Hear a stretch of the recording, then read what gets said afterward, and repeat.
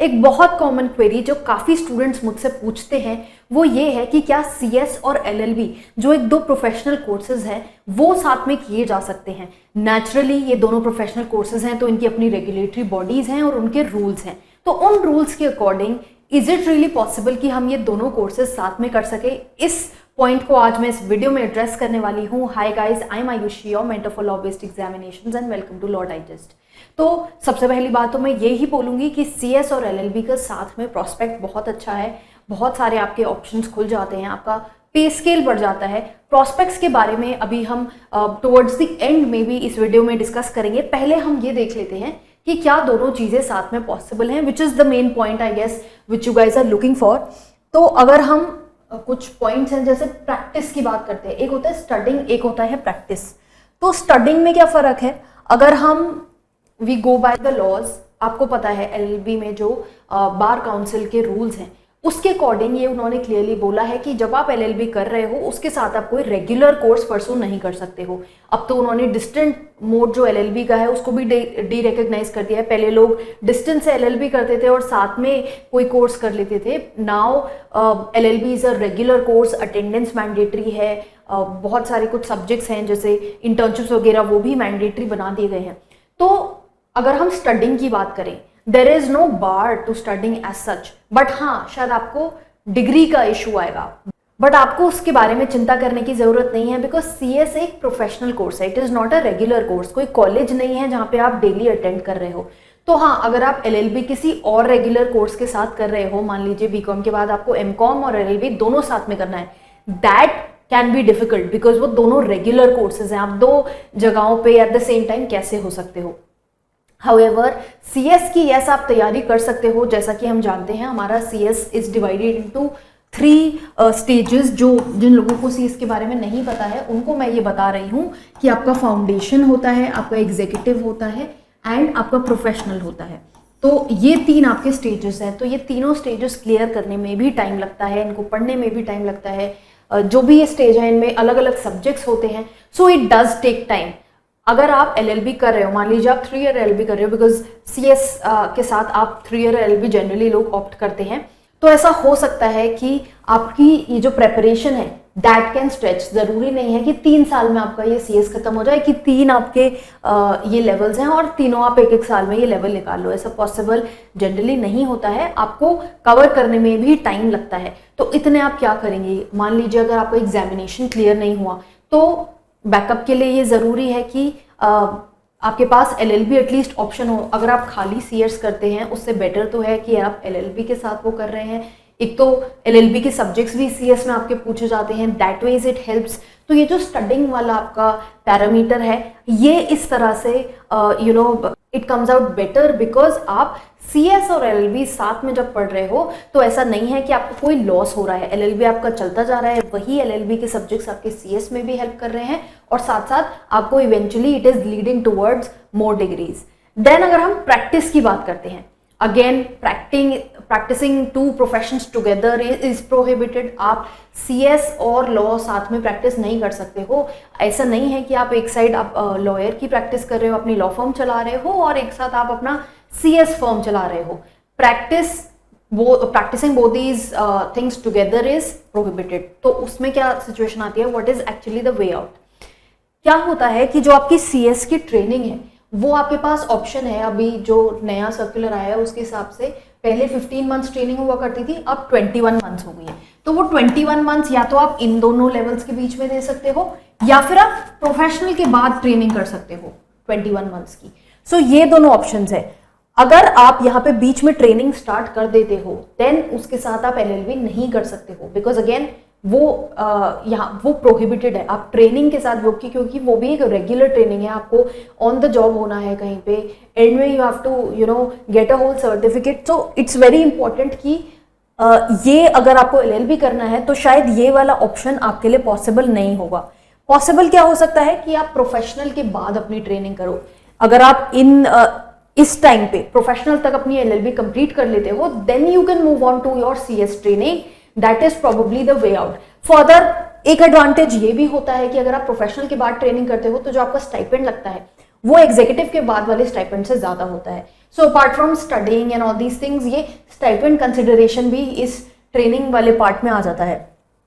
So it is advisable कि अगर आपको लॉ भी करना है साथ में, आप प्रोफेशनल के बाद ही अपनी ट्रेनिंग शुरू करो। Plus as I said earlier कि ज़रूरी नहीं है आपका एक बार में एग्जाम क्लियर हो जाए। मान लीजिए आपको 2 साल लग जाते हैं एग्जीक्यूटिव करने में, 1 साल आपको फाउंडेशन करने में लगे, 3 साल LLB आपके ऐसे ही निकल गए, 3 साल में आपने LLB पास कर ली और अभी आपको प्रोफेशनल पेंडिंग है, तो हाँ फिर आप ये 21 डेज वाला ट्रेनिंग यहाँ से कंटिन्यू कर सकते हो and then further you can give your professional.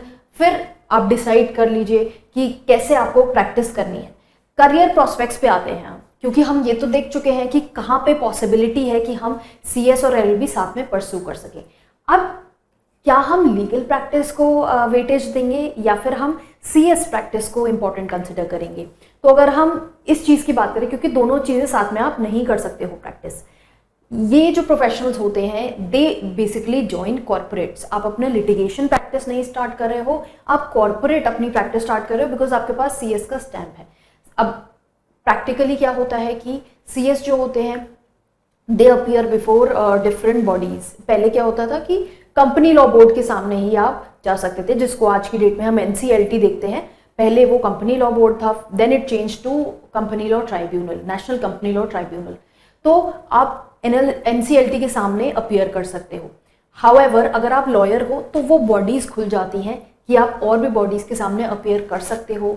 Then कोई ड्यू डिलिजेंस मैटर है, कहीं पे आपके स्टैम्प की रिक्वायरमेंट है, तो अगर आप CS हो विद LLB, आपने कोई ड्यू डिलिजेंस किया है किसी मैटर का, that stamp matters a lot in these professions. The stamp holds the lot of importance. अगर आप उसको प्रैक्टिस में देखोगे तो बहुत सारी चीज़ें आपको देखने को मिलेगी। आप CS प्रोफेशनल्स को अगर जानते होंगे तो आपको पता लगेगा कि कैसे वो अपने स्टैम्प को LLB के साथ यूज़ करते हैं।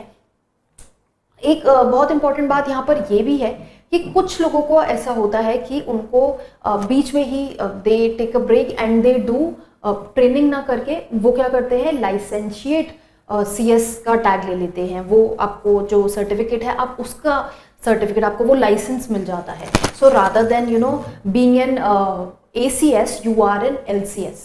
तो वो फर्क एक होता है। कुछ लोग जो है वो LCS का टैग लेके then they go into teaching. बहुत सारे आपको ऐसे केसेस देखने को मिल जाएंगे आसपास। बहुत फेमस लोग हैं जो ऐसा करते हैं, उनकी बुक्स में भी ऐसा मेंशन्ड है कि उनके पास LCS का जो स्टैम्प है वो अवेलेबल है and they opted for teaching. So it really depends on what you have to do. See, you can, as I said, कि आप teaching में भी जा सकते हो, then आप corporate के साथ काम कर सकते हो, आप due diligence कर सकते हो। due diligence खुद ही एक बहुत बड़ा एरिया बन जाता है जब हम लीगल प्रैक्टिस, कॉर्पोरेट प्रैक्टिस की बात करते हैं।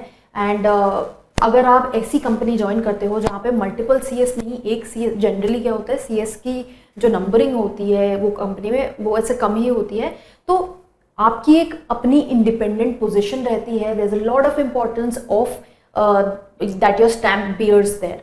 प्लस जब कंपनीज रिक्रूटमेंट के लिए जाती हैं वो भी ये चीज़ देखती हैं कि अच्छा ये सामने वाला इंसान he is not just LLB graduate, he is also a CS।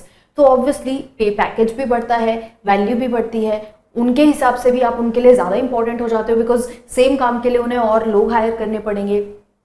If they are finding both the things in one individual, then they would obviously prefer that individual.